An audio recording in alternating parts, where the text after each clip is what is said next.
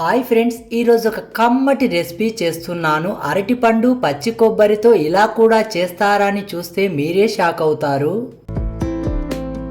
నేను ఒక కొబ్బరికాయ తీసుకుంటున్నాను. కొబ్బరికాయను ముందుగా పగలగొడుతున్నాను. ఎందుకంటే మనం ఫ్రెష్గా ఇలా కొబ్బరికాయను తీసుకుంటే మనం చేసే రెసిపీ అనేది టేస్టీగా వస్తుంది. కొబ్బరి నీళ్లు వాడుతూ ఈ రెసిపీ చేస్తాము కాబట్టి కొబ్బరికాయను పగలగొట్టి కొబ్బరి నీళ్లు ఒక గిన్నెలోకి తీసుకుంటున్నాను.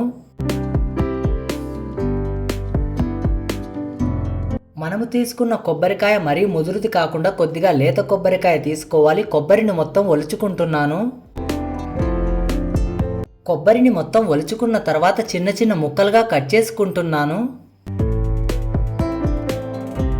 కొబ్బరిని మొత్తం ఇలా చిన్న చిన్న ముక్కలుగా కట్ చేసుకుంటున్నాను. కొద్దిగా కొబ్బరిని పక్కకు తీసి పెట్టుకుంటున్నాను. మనం చిన్న ముక్కలుగా కట్ చేసుకున్న కొబ్బరిని మొత్తం ఒక మిక్సీ జార్లో వేస్తున్నాను. కొబ్బరికాయలోంచి వచ్చిన కొబ్బరి నీళ్లు మరొక అర గ్లాస్ నీళ్లు వేసుకొని మెత్తటి పేస్ట్లా మిక్సీ పట్టుకోవాలి. మెత్తటి పేస్ట్లా మిక్సీ పట్టుకునేటప్పుడు మరొక అర గ్లాస్ నీళ్లు కూడా వేసి మిక్సీ పట్టుకున్నాను. ఒక గిన్నె పైన ఒక క్లాత్ వేసుకుంటున్నాను. కాటన్ క్లాత్ వేసి మనం మిక్సీ పట్టుకున్న కొబ్బరి పేస్ట్ని వేసి కొబ్బరి పాలను మొత్తం ఒక గిన్నెలోకి వడగట్టుకుంటున్నాను. కొబ్బరి పాలను ఇలా వడగట్టి ఒక బౌల్లోకి తీసుకున్న తర్వాత బాగా పండినటువంటి 2 అరటి పళ్ళను చిన్న చిన్న ముక్కలుగా కట్ చేసి ఒక ప్లేట్లోకి తీసుకుంటున్నాను.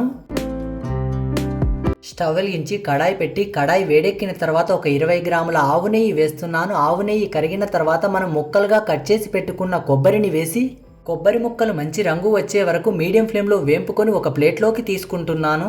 కొద్దిగా జీడిపప్పును వేసి మంచి రంగు వచ్చే వరకు వేంపుకొని ఒక ప్లేట్లోకి తీసుకుంటున్నాను. కిస్మిస్ను కూడా వేంపుకొని ప్లేట్లోకి తీసుకుంటున్నాను.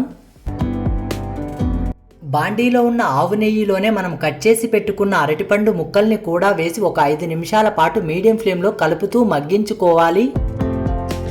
నేతిలో అరటిపండు ముక్కల్ని కలుపుతూ మగ్గించుకోవడం వల్ల 5 నిమిషాల తర్వాత ఇలా మెత్తటి పేస్ట్లా రెడీ అవుతుంది. ఇందులో 100 గ్రాముల బెల్లాన్ని వేసి ఒక 2 నిమిషాల పాటు కలుపుతూ మగ్గించుకోవాలి. 2 నిమిషాలు కలుపుతూ మగ్గించుకున్నాక మనం వడగట్టి తీసుకున్న కొబ్బరి పాలు మొత్తం వేస్తున్నాను. కొబ్బరి పాలు వేసి మొత్తం కలిసేలాగా ఒకసారి కలుపుకొని 5 నిమిషాల పాటు ఐ ఫ్లేమ్లో బాగా మరగనివ్వాలి. 5 నిమిషాల పాటు బాగా మరిగాక మనం వేసుకున్న ఆవు నెయ్యి బెల్లం మొత్తం కరిగి ఇలా పసుపు కలర్లోకి వస్తుంది. చివరగా మనం నేతిలో వేయించుకున్న జీడిపప్పు కిస్మిస్ కొబ్బరి ముక్కలు వేసి కలుపుకుంటున్నాను. కొద్దిగా ఇలాచి పొడి వేసి కలుపుకొని స్టవ్ ఆఫ్ చేస్తున్నాను. అమృతానికి పోటీ వచ్చే కొబ్బరి పాలతో చేసిన అరటిపండు పాయసం రెడీ. ఒక్కసారి రుచి చూశారంటే జీవితంలో మర్చిపోలేరు, అంత టేస్టీగా ఉంటుంది. మీరు కూడా తప్పకుండా ట్రై చేయండి. కొబ్బరి పాలతో చేసిన అరటిపండు పాయసం వీడియో గనుక మీకు నచ్చినట్టయితే ప్లీజ్ లైక్ చేయండి, షేర్ చేయండి, సబ్స్క్రైబ్ చేయండి.